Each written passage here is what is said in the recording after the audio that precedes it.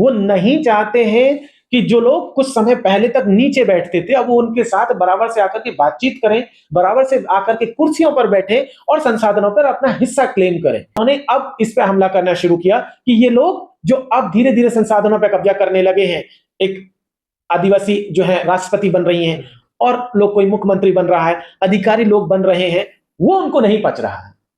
जब तक उनका कब्जा था, तब तक उनके लिए ठीक था। ये लोग दरअसल समाज में उस तबके को आगे नहीं आने देना चाहते हैं और वो अपना वर्चस्व बनाए रखना चाहते हैं, इसीलिए वो रिजर्वेशन हटाने की बात करते हैं। उनका अपर कास्ट होना ही उनके लिए अपने आप में मेरिट हो जाता है और हमारा दलित आदिवासी पिछड़ा होना ही हमारे लिए जो है उनके हिसाब से डिमेरिट हो जाता है। ये चाहते हैं कि शिक्षा पर इनका कब्जा हो, ये चाहते हैं कि संसाधनों पर इनका कब्जा हो, ये चाहते हैं कि नौकरियों पर इनका कब्जा हो। एक चीज ये समझना बहुत जरूरी है, जो लोग ये ट्रेंड करा रहे हैं, आजकल चल भी रहा है, सोशल मीडिया पे भी चलाया जा रहा है, रिजर्वेशन हटाओ आंदोलन के नाम से। दरअसल ये वो फोर्सेज हैं जो डे वन से इस देश के दलितों को, पिछड़ों को, आदिवासियों को अपने बराबर नहीं देखना चाहते। वो नहीं चाहते हैं कि जो लोग कुछ समय पहले तक नीचे बैठते थे, अब वो उनके साथ बराबर से आकर के बातचीत करें, बराबर से आकर के कुर्सियों पर बैठे और संसाधनों पर अपना हिस्सा क्लेम करें। इसीलिए वो लगातार अलग अलग तरीके से इस देश के इस मेजोरिटी समाज को वो बेइज्जत करने की कोशिश करते हैं या डिफेम करने की कोशिश करते हैं या उसे संसाधनों से दूर करने की कोशिश करते हैं। आपने देखा होगा कि पहली बार संविधान में इस देश के दलितों, पिछड़ों और आदिवासियों को जमीन पर मालिकाना हक मिला था। अदरवाइज उससे पहले तो मालिकाना हक ही नहीं था। हम जमीनें खेती कर सकते थे लेकिन हम मालिक नहीं हो सकते थे। हम मजदूरी उस खेत में कर सकते थे लेकिन हमें मालिकाना हक नहीं था। तो पहले उन्होंने 2000 साल तक हमें अपने संसाधनों से वंचित किया। लंबे समय उसके बाद, लड़ाई के बाद, जब संविधान में हमें यह हक मिला कि हाँ, हम भी जमीनों के मालिक हो सकते हैं, हाँ, हम भी सरकारी नौकरी कर सकते हैं, हाँ, हम भी इस देश को चला सकते हैं। जैसे ही ये स्टेज आई तो उन्होंने अब इस पे हमला करना शुरू किया कि ये लोग जो अब धीरे धीरे संसाधनों पर कब्जा करने लगे हैं, एक आदिवासी जो है राष्ट्रपति बन रही हैं और लोग कोई मुख्यमंत्री बन रहा है, अधिकारी लोग बन रहे हैं, वो उनको नहीं पच रहा है। जब तक उनका कब्जा था तब तक उनके लिए ठीक था। अब वो अलग अलग नाम से, अक्सर एक सामान्य सा लॉजिक दिया जाता है, मेरिट का बहाना दिया। मेरिट है क्या? मेरिट बहुत जो है ना सब्जेक्टिव मामला है। अगर दो लोग बराबर की एक जैसी कंडीशन से आते हैं तब तो उनके बीच में कंपटीशन हो सकता है, लेकिन एक बच्चा जो दिल्ली के मॉडल स्कूल में पढ़ा हुआ है और एक बच्चा जो छत्तीसगढ़ में या झारखंड में या मध्य प्रदेश के जंगलों में पढ़ रहा है, क्या दोनों को इक्वल रिसोर्सेज मिल रहे हैं? नहीं मिल रहे हैं। जब आरक्षण पर बहस हो रही थी तब एस नागप्पा जो हमारे मद्रास प्रोविंस से आते थे, दलित समाज के, तो उन्होंने इस बात को बहुत क्लियर कट कहा था। उन्होंने कहा था, एक बच्चे का रेफरेंस देते हुए उन्होंने कहा था कि एक लड़का जो दलित समाज से आता है, जो मेरिटोरियस है, सब कुछ है, लेकिन उसके पास अपनी फीस भरने का पैसा नहीं है और इसलिए उसका एडमिशन डिनाई हो चुका है। ये संविधान सभा की बैठकों में वो कह रहे हैं। वो सब कुछ होने के बावजूद भी उसके पास रिसोर्सेज नहीं है। तो हम ये कह रहे हैं कि आज भी आपके पास मेरिट है तो रिसोर्सेज भी नहीं है।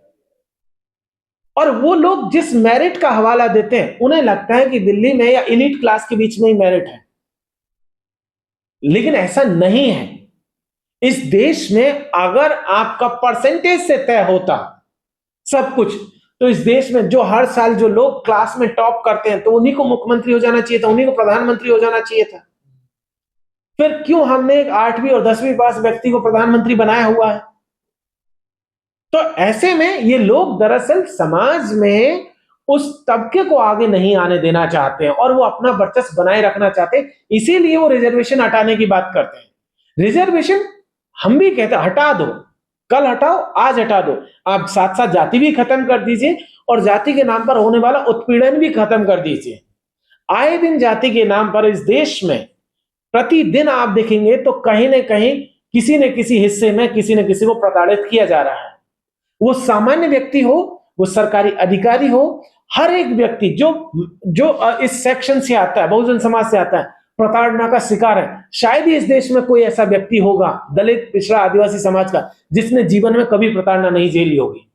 लेकिन हर में से हर व्यक्ति ऐसा है जिसको कभी ना कभी जाति के नाम पर अपमानित किया गया, जाति के नाम पर पीछे के धकेलने की कोशिश की गई, जाति के नाम पर हमें जो है प्रमोशन नहीं दिया गया, कभी एडमिशन में हमें बाहर कर दिया गया, कहीं नॉट फाउंड सुटेबल कहकर के नौकरी से वंचित कर दिया गया। तो अलग अलग तरीके से, लेकिन ये चीज अपर कास्ट के साथ नहीं होगी, ये हमारे साथ होगी, क्योंकि उनके साथ एक मेरिट जुड़ी हुई है। उनका अपर कास्ट होना ही उनके लिए अपने आप में मेरिट हो जाता है, और हमारा दलित, आदिवासी, पिछड़ा होना ही हमारे लिए जो है उनके हिसाब से डिमेरिट हो जाता है। तो इसलिए ये वो लोग हैं जो हमें आगे नहीं बढ़ने देना चाहते। जी, तो क्या पुरानी व्यवस्था को बनाए रखना चाहते हैं ये लोग? बिल्कुल, ये वही लोग हैं। ये चाहते हैं कि शिक्षा पर इनका कब्जा हो, ये चाहते हैं कि संसाधनों पर इनका कब्जा हो, ये चाहते हैं कि नौकरियों पर इनका कब्जा हो। जब इनके पास मेरिट नहीं होती है तो तब ये डोनेशन वाला मामला ले आते हैं, पेड सीट का मामला ले आते हैं। इनके लिए ईडब्ल्यूएस का जो पूरा का पूरा मामला है उसको आप देखेंगे तो पता चल जाएगा, वो तो मेरिट का मसला नहीं है, वो तो इकोनॉमी का मसला है। तो आपने वहां जब मेरिट से, आप वहां मेरिट से कॉम्प्रोमाइज नहीं कर रहे हैं, पेपर भी तो खरीद रहे हैं। बिल्कुल। तो आप देखेंगे पता चलेगा कि पेड सीट से लेकर के तमाम तरीके की चीजें वहां उनके लिए ठीक है, वहां उनको लगता है कि गरीबी के आधार पर आरक्षण होना चाहिए, तब वह मेरिट कॉम्प्रोमाइज नहीं होती है। लेकिन जब वही चीज दलित, पिछड़े, आदिवासी के साथ होती है तब उन्हें लगता है कि मेरिट के साथ कॉम्प्रोमाइज होना है। और आए दिन आपने देखा होगा प्रोपेगेंडा, कुछ ना कुछ लोग आते रहते हैं, कहते रहे मेरा 90% था, मेरा फ्रेंड का 65 था, उसका हो गया, मेरा नहीं हुआ। प्रॉब्लम दरअसल उस व्यक्ति में नहीं है जिसके पास 65% है, प्रॉब्लम इस देश के सिस्टम में है कि उसने आपको लिमिटेड करके रखा हुआ है। भाई क्यों नहीं आप ज्यादा स्कूल, ज्यादा कॉलेज, ज्यादा नौकरियां जनरेट करते हैं ताकि सबको अकोमोडेट हो सके। और उसके साथ साथ कोशिश करनी चाहिए कि इस देश में जाति के नाम पर होने वाला उत्पीड़न पर भी रोक लगाई जा सके। हम आए दिन देख रहे हैं, डेल्टा मेघवाल का केस हमने देखा था, इंद्र मेघवाल का केस हमने देखा था, जब एक बच्चा पानी की मटकी छू लेने पर उसे उतना पीटा गया कि उसकी डेथ हो गई। हमने देखा एक आईपीएस अधिकारी को अपनी बारात निकालने के लिए, घोड़ी पर बैठ करके बारात निकालने के लिए खुद अपने विभाग से सुरक्षा मांगनी पड़ी थी। तो ये पहला वाक्य नहीं है। हमने उड़ीसा में यह भी देखा था, एक आदिवासी व्यक्ति को जो है मल खिला दिया गया। हमने ये भी देखा कि मध्य प्रदेश में एक आदिवासी व्यक्ति के ऊपर पेशाब किया गया सिर्फ जाति के नाम पर। और ये पहले और दूसरे वाक्य नहीं है, ये प्रतिदिन इस तरीके की घटनाएं हम लोगों के सामने है। और इसीलिए जब तक ये घटनाएं होंगी, रिजर्वेशन वाले जैसे प्रोविजंस की जरूरत हमेशा बनी रहेगी।